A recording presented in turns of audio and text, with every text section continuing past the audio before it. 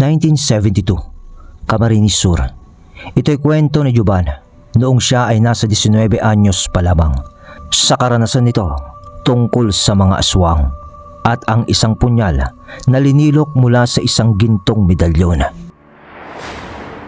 Nang mga panahong ito ay nakatira ang pamilya ni Juban sa isang baryo na kung saan ay hindi pa abot ng kuryente. At dito sa baryo o sa kabuong bayan nila noon ay marami pa rin naniniwala sa mga aswang. Kaya naman hindi na bago ito sa kanilang lugar.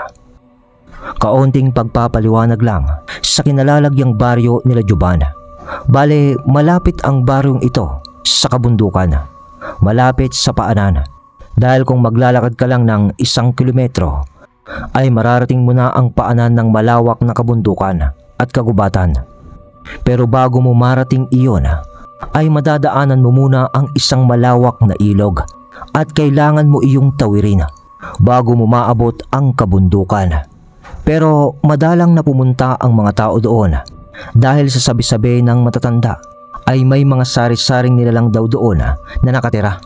Engkanto, mga espiritong ligaw at ang pinakadelikado ay ang tinatawag nilang mga aswang nga. Ayon pa sa mga nakakaalam na matatanda sa baryo, ay kaya hindi na nagpapakita ang mga aswang o nananalasa sa kanilang baryo ay may mga antingero raw noong unang panahon na nakipagkasundo sa kanila upang hindi sila gumambala ng tao sa baryo nila Juban. At ang isang pamilya daw ng antingero na nakipagkasundo sa mga nilalang na iyon ay ang mga ninuno nila Juban. Isang bagay na hindi pa alam ni Juban hanggang sa umabot siya ng edad 19. Pero kahit naman na ganoon ay mula pa noong bata, si Juban ay hindi na bago sa kanya ang mga kakayahang parang dumadaloy na sa linya ng kanyang dugo. Dahil nakakakita siya noon ng mga kaluluwa, mga engkanto at mga espiritu na hindi nakikita ng mga pangkaraniwang bata sa kanilang baryo. At ang madalas pa na sinasabi ng kanyang ama pag nagtatanong siya dito ay, "Normal lang yan, anak, para sa ating pamilya. At hindi man ito makatotohanan para sa iba. Isipin mo na lamang na opinyon lang nila iyon. At dapat ay hindi makaapekto iyon sa pananindigan mo sa buhay. Kaya huwag kang matatakot sa mga nilalang na nakikita mo. Hindi ka naman sasaktan ng mga yon." Bilin ng ama ni Juban na ang pangalan naman ay Ginoong Mariano. At iyon nga ang laging sinasabi ng kanyang ama na tumatak naman sa isipan nito. Kaya naman mula sa pagkabata ay naging normal lang sa pagtanggap nito sa mga bagay-bagay na hindi rin maipaliwanag ng ibang tao o maski ng sensya pa. Hanggang sa isang araw ay nagkasakit ang isang kapatid ni Juban na isang babae. At iyon yung pinakabunso nila na nasa 7 taong gulang pa lamang noon. Yung sumunod kasi kay Juban ay nasa 11 anyos pa lang na isa ring lalaki. At si Juban ang panganay. Kaya kapag may gawain ay si Juban lagi ang isinasama para masanay ito sa mga obligasyon bilang panganay na anak. Nang tinawag si Juban ng kanyang ama sa mga oras na nag-aagaw na ang dilim at liwanag, "Juban, anak, malala ang sakit ng bunsong kapatid mo. Kaya kailangan mong sumama sa akin ngayon para kunin ang gamot na bulaklak na maaaring makagaling sa kanya." "Saan po ang tungo natin, tay?" tanong ni Juban. "Tatawid tayo ng ilog at aakyat tayo ng kabundukan. Doon lang kasi tumutubo ang bulaklak na sinasabi ko. Kunin mo ang gulok mo." Tugon naman ng kanyang ama. Sabay nakita ni Juban ang pagsukbit ng kanyang ama ng isang parang gintong kutsilyo na nakatali naman sa kanyang bewang sa pagkakasabit. Nakikita na ni Juban dati ang gamit na yon ng kanyang ama. Ang kaso nga lang ay madalang niya itong makita na dalhin ng kanyang ama dahil nakatago lang iyon sa isang baula na nakabalot sa itim na tela. At nang tapos na nga sila sa paghanda, ay binilin pa ng kanyang ama ang nanay nito na baka bago sumikat na ang araw ang kanilang pagbabalik. Sinabi lang naman ni Ginoong Mariano na isara lang ng maigi ang kanilang bahay. Pero sa paglabas ng mag-ama sa kalsada ay nakita naman ni Juban ang isa nitong tiyuhin na mas matanda ng 5 taon sa ama niya at nakahawak pa ito ng manok na tandang na nakatali na ang mga paa. Hindi naman na nagtanong si Juban kung anong gagawin nila dito dahil sa kung ano man ang ginagawa ng tiyuhin at ng tatay niya ay para yun sa kabutihan ng bunso nitong kapatid. At kasama pala nila ito sa pagtungo sa tawid ng ilog papuntang kabundukan. Naglakad noon ang tatlo at habang naglalakad sila ay nag-uusap naman noon ang magkapatid, si Ginoong Mariano at Ginoong Bistre. Tol, sigurado ka ba sa pagsama ni Juban sa atin? Hindi natin alam kung anong isip ng mga nilalang doon. Baka naman magkagulo. Oo kuya, walang problema. Kung magkagulo man, mabuti nga kung magkaganon para makita na niya ang tunay na klase ng mundo na ginagalawan niya. Tugon naman ng kanyang ama sa kapatid. Kung sa bagay, nasa 8 gulang naman na siya. Tugon naman ni Bistre. Hindi naman sumasabat sa usapan si Juban dahil usapan nga iyon ng matatanda. At hanggat hindi hinihingi ang kanyang salita o opinyon ay hindi ito umiimik. Ganon kasi yung nakagistan nilang kultura. Kaya nakikinig na lang siya sa paglalakad mula sa likuran ng dalawa. At sa mga ilang sandali pa nga ay naabot na nila ang ilog. At doon ay nakaabang na pala ang isang balsa na gawa sa kawayan na siyang gagamitin nila sa kanilang pagtawid. At mga gamit din lang naman yun ng mga mangingisda ng ilog. At ng mga ilang sandali pa ay nakatawid na nga ang tatlo sa ilog na yon gamit ang balsa at ang 2 sagwan lamang na gawa rin lang sa kawayan na itinutungkod lang nila sa ilalim ng ilog para makausad. At sa pagdapo nila sa kabilang lupain, doon ay parang nag-iba ang presensya ng magkapatid. At sinabi pa ng ama ni Juban, "Juban, alisto ka ha. Maging alerto ka lamang sa mga makikita mo sa paligid mo. At huwag kang lalayo sa amin ng tuhin mo, ha?" Oho, itay. Sagot naman ni Juban. Ayos, Juban. Mukhang mabibinyagan ka na dito. Wika naman ng tuhin niyang si Bistre na nakangiti pa. Pero halata mo ring parang mas naging maigting na ang kilos ng ama ni Juban na para bang binabantayan nila ang paligid ng maigi. Sumunod lang naman si Juban sa mga ito. Hanggang sa sinimulan na nga nilang umakyat sa bundok. Madulas at mamasa-masa ang daan. Kaya medyo maputik. Ngunit hindi naman naging hadlang ang kanilang pag-akyat. At dito na rin nakita ni Juban ang kanyang ama at tuhin na para bang hindi napapagod sa kanilang pag-akyat. Kaya inisip naman noon ni Juban na ganoon pala kadeterminado ang dalawa kung ang buhay ng isa sa kanilang pamilya ang nakasalalay. At oras nga ang lumipas sa kanilang pag-akyat ay narating na nila ang isang bahagi lamang ng kabundukan na medyo patad na siya raw kanilang pagkukunan ng bulaklak o halamang gamot na siyang lunas sa kapatid ni Juban. Ayon yon kay Ginoong Bistre at Mariano. Pero sa mga sandaling iyon ay namangha naman si Juban sa mga nakikita niya sa lugar na ito. Dahil sa kanilang pagdating dito, napakaraming alitap-tap sa lugar na ito. Nagliliparan yon sa iba't ibang malalaking halaman. At hindi pa alam noon ni Juban kung anong klasing paru-paro ang nakikita niya. Dahil maske ang mga yon ay umiilaw din, kagaya ng mga alitap-tap sa paligid. Iyon nga lang, ang umiilaw dito ay hindi katawan, kundi ang mismong mga pakpak nito. At lahat na ata ng insektong lumilipad dito ay umiilaw sa gabi. Dahil nakakita pa siya ng tutubi na parang nagbabaga ang buntot dahil sa kulay pulang liwanag na nililikha nito habang iyon ay dumadapo sa mga damo sa paligid. Pero para naman sa magkapatid ay parang wala lang naman iyon. Bakas kasi sa kanilang mga mata ang pagiging natural ng mga bagay-bagay doon na mahiwaga na sa paningin ni Juban. At sa sandaling ito ay nag-usap naman ang dalawang magkapatid at sinabi ni Bistre, Gawin mo na, tol. At ako na ang magmamasid sa paligid. Wika nito ng seryoso, sabay abot ng manok na tandang na dala nila kay Mariano. At doon ay humakbang naman si Ginoong Mariano nang papaharap ng kaunti sa kanila.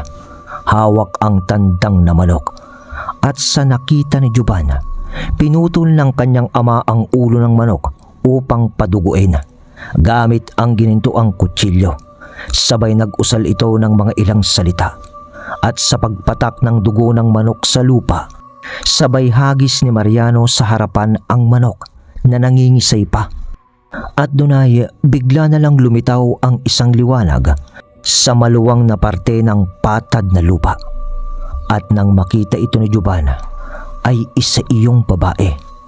Isa yung babae na parang nagliliwanag ng makulay ang damit, na halos ang buhok noon ay sumayad na sa lupa sa haba. Lumingin naman ang kaunti noon ang tiyuhin ni Bistre kay Juban, kasabay ng senyas nito na gamit ang kanyang daliri sa bibig para sa pagtahimik nila. Kaya nanood na lamang silang tatlo sa ginagawa ng babae na lumitaw nga mula sa kawalan. At dito ay nakita ni Juban ang paghawak ng babae sa mga tangkay ng isang malaking halaman. Naaninag naman ni Juban na parang tuyot na o patay na ang halaman na ito at nakatayo na lamang dahil sa ugat nitong hindi pa nabubunot. Pero nagulat na lang noon si Juban nang biglang sumibol ng dahan-dahan ang mga dahon ng tuyong halaman sa mga tangkay nito, hanggang sa napuno na iyon ng dahon. At sa mga ilang segundo ay namulaklak na ito na parang sa ginintuang gumamela ang itsura. Kumikislap kasi iyon at hawig na hawig ang bulaklak ng gumamela. At nang matapos yun ay lumingon ang babae ng saglitan sa kanila, lalong-lalo na sa kanyang ama. Sabay ngumiti ang babae ng bahagya at marahan na rin itong paglalaho sa karimlan ng dilim, kasabay ng pagtigil ng tandang na manok sa pangingisay. Matapos ang kaganapang iyon ay nagsalita na si Ginoong Mariano at sabi niya ng, Anak, yung lalagyan ng mga bulaklak, ihanda mo na. Utos nito kay Juban. Kaya naman wala nang sabi-sabi pa ay inilabas na ni Juban ang sisidlan na gawa sa tinahing tela. At yun na pala yung mga bulaklak na kanilang kukunin, yung hinawakan nung parang engkantadang babae.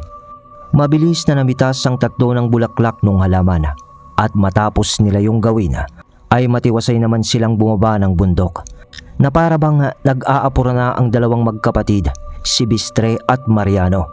Pero sumasabay lang naman sa kanila si Juban hanggang sa makababa na sila ng bundok ng mga 2:00 na ng madaling araw. At nagtataka pa noon si Juban dahil parang walang kapaguran ang kanyang ama at ang kanyang tiyo matapos ng balikan nilang akyat panaog sa bundok.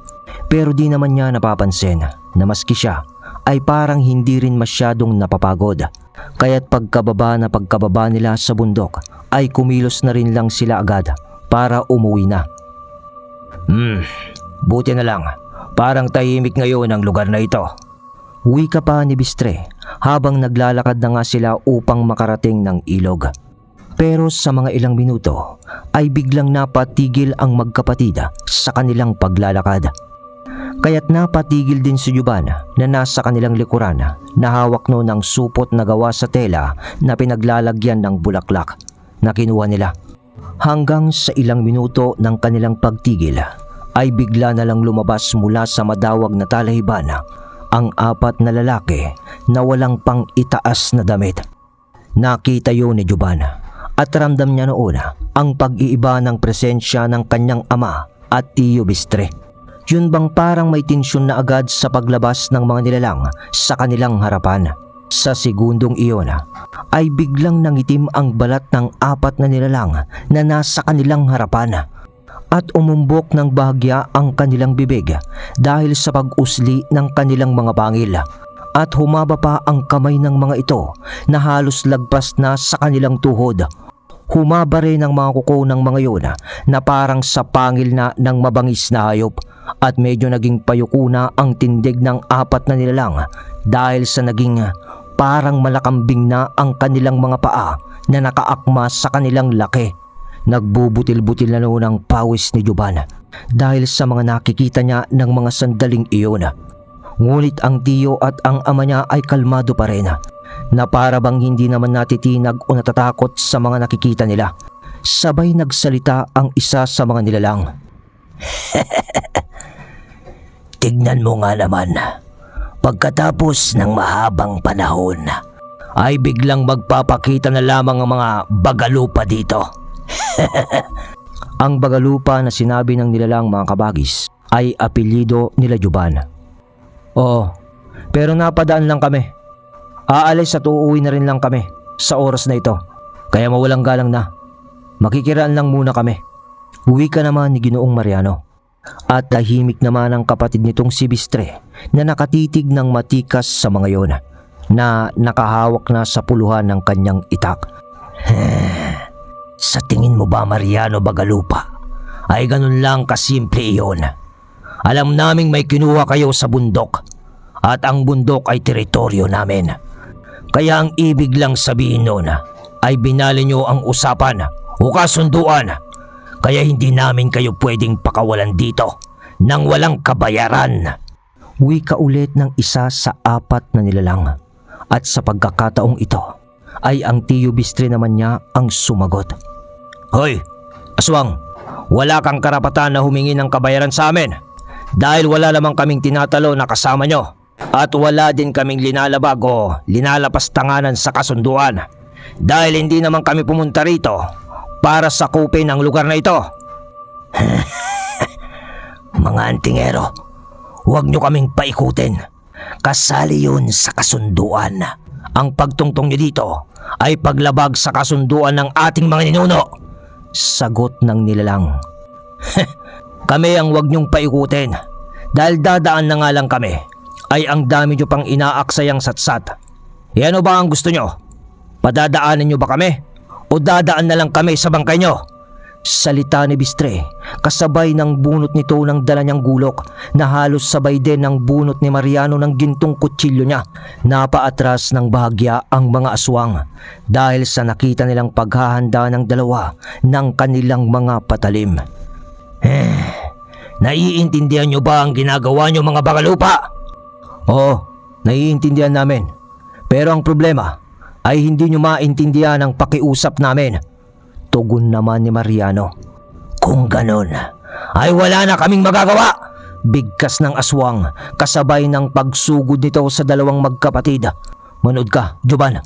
Uwi ka lang ni Ginoong Mariano kasabay ng pagkilos nila ng papasalubong sa apat na aswang. At sa pagsasalubong ng mga iyon ng isang iglap na sandali, sinaksak ni Bistre ang isa sa mga nilalang gamit ang gulok nito. At kasabay ng paghugot nito sa katawan ng nilalang ay nag-uutib iyon ng mga salita. Sabay mabilis na baling ito ng taga sa isa pang nilalang. Napugutan ng ulo ang tinamaan niya sa bikwas ng kanyang gulok. Isa sa dalawa ang laban. Dahil inundayan naman ng saksak ni Ginoong Mariano ang isa dito. At sa paghugot niya ng kanyang ginintuang kutsilyo sa nilalang ay biglang sumilab ng apoy ang buong katawan noon na parang may gasolina na siyang ikinagulat naman ni Juban. Sinipa agad iyon ni Ginoong Mariano upang mailayo ang apoy sa kanya.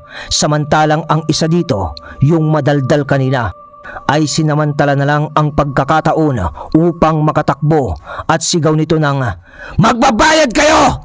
Magbabayad kayo, mga bagalupa!"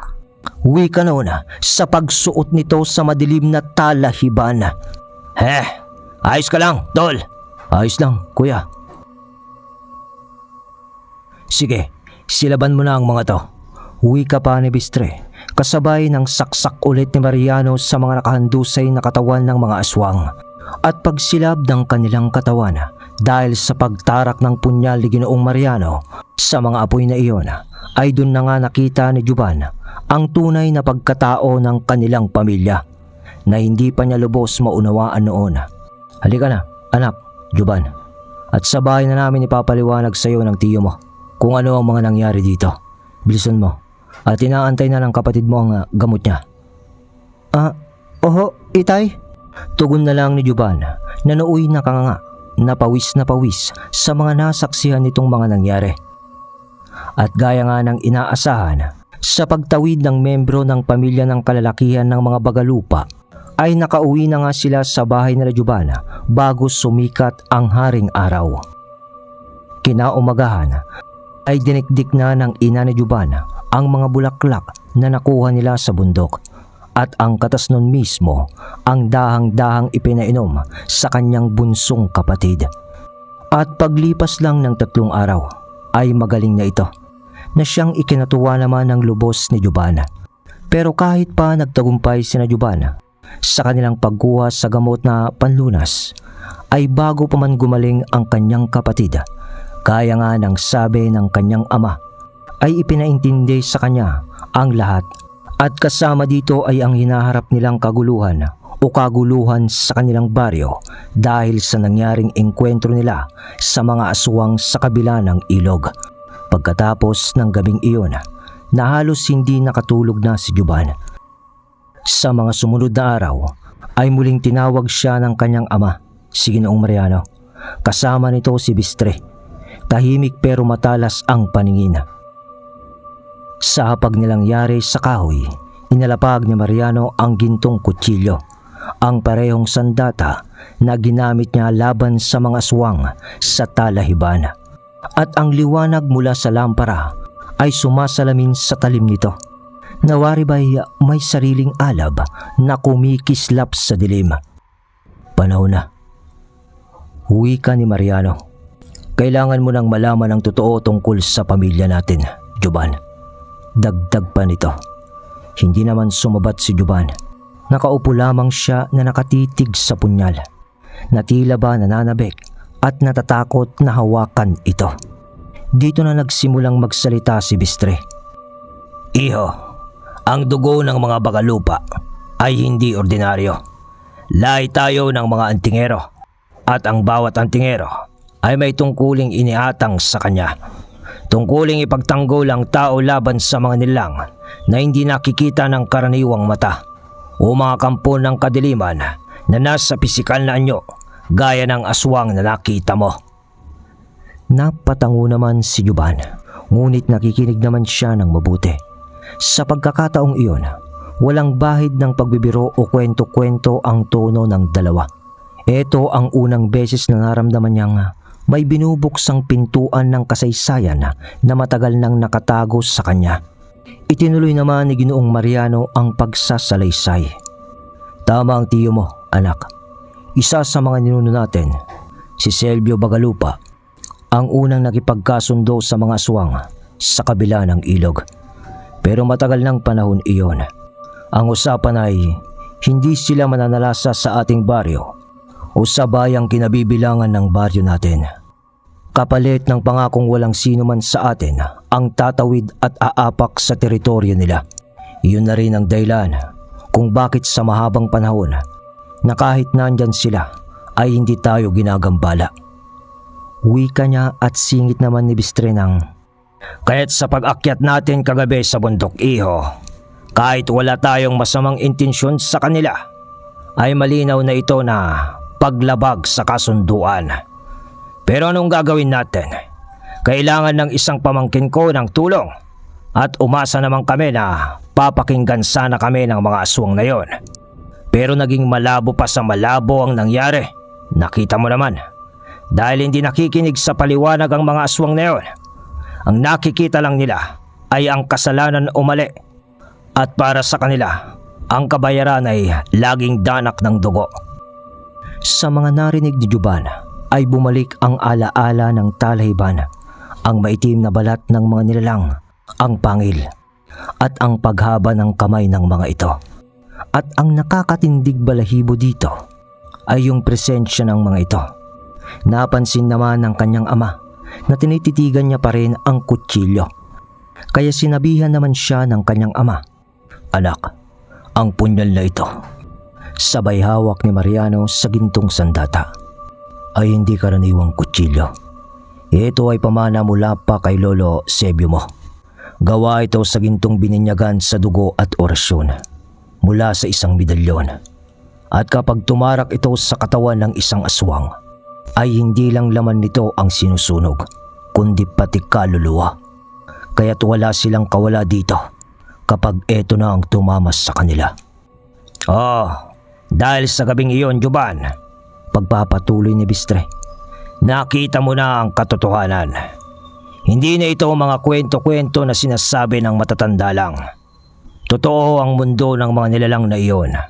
At totoo rin na ikaw ay bahagi ng pamilyang may tungkuling harapin sila.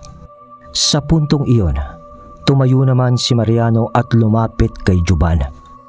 Ibinaba niya ang kutsilyo sa harapan ng anak. Anak, darating ang araw na ikaw ang hahawak nito. Sabi niya na mabigat ang tinig. At kapag nangyari iyon, ay baka isang araw ay makakaharap mo rin ang mga nilalang na ito. Pero hindi ka namin pipilitin o sa kung anong gusto mong gawin sa buhay. Pero magpasa ganun pa man, ay mas mabuti na kung alam mo ang nangyayari sa paligid mo. Dahil ngayon, ay alam na naming babalikan tayo ng mga nilalang na yon dahil sa mapagtanim ng galit ang uri nila. At hindi makakapayag ang mga ito na walang maisusukling dugo sa nangyari sa atin nung nakaraang gabi. Bilin pa at babala ni Ginoong Mariano. Hanggang sa sumunod na araw, ay nagulantang na lang ang lahat sa kanilang baryo. Nung makita nila sa pangpang ng ilog ang isang mangingisda na patay na, wakwak ang tiyan nito at wala ng mga laman loob. Dumating noon si Mariano at Juban at nakita nila ang kalunos-lunos na sinapit ng mangingisda. At kilala nila ito kasi yun din yung hiniraman nila ng balsa sa pagtawid nila sa ilog nung nakaraang gabi. Nahuli naman sa pagdating noon si Bistre. At nung makita niya ang namatay na kabaryo nila, ay nagkatitigan sila ng seryoso ni Mariano kasama si Juban. Umuwi silang tatlo sa bahay ni Ginoong Bistre. At doon na inalabas ni Ginoong Bistre ang galit nito sa mga aswang. Punyeta! Punyeta talaga ang mga aswang na yan. Kung gusto pala nila ng gera laban sa atin, bakit ang ibang tao pa ang kanilang ginagantihan? Wika niya ng pagpupuyos ng galit dahil alam na nila kung sino ang may gawalon at tiyak na nananalasa na ang lahi ng mga aswang na nakalaban nila nung nakaraang gabi. Ano sa tingin mo, kuya? Anong gagawin natin? Wala tayong pagpipilian, tol. Kailangan nating balikan ang mga yon. Ang ganong klase ng mga nilalang ay hindi pinapakitaan ng awa o kahinaan. Tatahimik lang ang mga yon kung malalaman nilang sa bawat mamamatay na isa dito sa ating baryo ay 10 ang mawawala sa kanilang angkan. Usapan ng magkapatid. Sa galit nga nila ay naghanda ang dalawang magkapatid. Ibinigay ni Bistre ang gulok nito kay Juban at sinabi nitong may basbas na at kargado na ito ng buhay na salita at wala na siyang ibang gagawin kundi itarak sa aswang ang gulok na iyon kung mapapalaban siya. Samantalang kinuha naman ni Bistre ang pinakatatago nitong buntot pagi at dala naman ni Ginoong Mariano ang kanyang gintong kutsilyo. At pagsapit nga ng dapit hapon ay wala nang usap-usapan pa. Tumawid sila ng ilog kasama si Juban para kumprontahin na ang mga aswang dito. Sa kanilang paglalakad ay malamig na noon ang simoy ng hangin. Pero sa bawat kanilang hakbang ay nag-iingat sila na pinagmamasira ng marahan ng paligid. Pero walang ingay ng kuliglig, walang huni ng ibon. Kahit ang mga dahon ng talahib na kadalasan ay humuhuni kapag hinahampas ng hangin. Tila ba nananahimik ang lugar. Nasa kalagitnaan sila kasi noon ng madawag na talahiban. Sa patad pa rin naman na lupa At nang biglang huminto si Bistre, itinaas niya ang kanyang kamay bilang hudyat. Tol, Bulong niya kay Mariano. nararamdaman mo ba yun? Dagdag pa niya. Tumangulang naman si Mariano. Mariin ang tingin sa madilim na bahagi ng paanan ng bundok. Si Juban naman ay napakapit na sa puluhan ng gulok. Ramdam niya ang lamig na dumadaloy sa kanyang mga ugat. Ngunit pinili niyang hindi ipakita ang takot nito. At nakita niya sa dako paroon, sa pamamagitan ng malamlam na liwanag ng buwan, ang parabang isang maliit na baryo sa paanan din ng bundok, pero madilim at walang ilaw doon. At alam niyang yun na ang tinutukoy ng kanyang ama at tiyo Bistre na lugar ng mga aswang. Pero sa pagkakahakbang papalabas ng tatlo mula sa talahiban, habang hawak ni Bistre ang buntot pagi nito, ay bigla na lamang nagsilitawan na naglalakad mula sa dilim ang ilan sa mga aswang. Aswang ng baryong iyon. Maiitim at matatangkad ang mga ito na lumalakad na halos papayuko. Nang biglang humakbang naman nun si Bistre nang makita niya ang mga ito. Mga hayop kayo! Sigaw niya. Kung gusto nyo pala ng digmaan, ibibigay namin yun sa inyo! Mga bagalupa! Sigaw naman ng isa sa mga aswang, kasabay ng pagkilos ng mabilis ng mga ito papaatake sa kanila. Isang aswang nun ang unang sumugod ng mabilis kay Bistre, ngunit sinalubong agad yun ni Mariano ng tangan nitong gintong kutsilyo ng pag-unday, at sa isang iglap ay tumarak ang gintong punyal sa dibdib ng nilalang. Biglang kumislap ng apoy ang buong katawan nito. Sumabog ang init dito na natupok na ng apoy sa harapan nila sa pagbunot ni Mariano ng kanyang kutsilyo. Sumigaw pa yun na nakakasindak na tinig bago tuluyang naglaho. At sa kaliwa naman, tatlong aswang ang dumiretso kay Bistre na parang hayok na mababangis na aso. Sabay-sabay na umatake iyon, pero mabilis ang galaw ni Bistre at sa isang ikot ng buntot pagi sa kanyang pagbikwas ay nahati sa 2 piraso ang katawan ng aswang. Sunod niyang sinibat ng itak ang pangalawa. Tinamaan yun sa leeg at sa isang hatak pa niya natanggal ang ulo nito.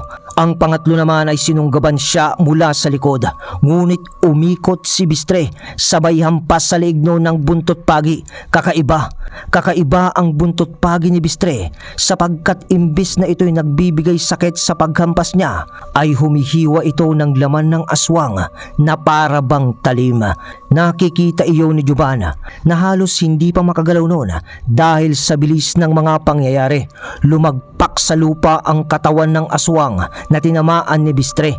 Nangingisay pa ito bago tuluyang namatay. Samantala, si Juban ay nakatayo. Nanlalamig ang kamay. Hawak ang kanyang gulok nang may nakalusot na 2 aswang sa magkapatid at dumiretso iyon sa kanya. Ang isa ay nagpakawala ng nakakasuklam na hiyaw, sabay sugod.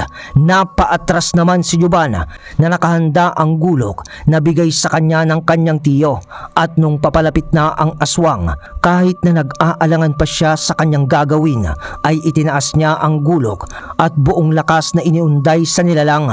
Bumao ng talim ng gulok sa tiyan ng aswang at pagkabunot nito ay tumumba agad iyon. Pero may isa pa, sinunggaban siya ulit nito.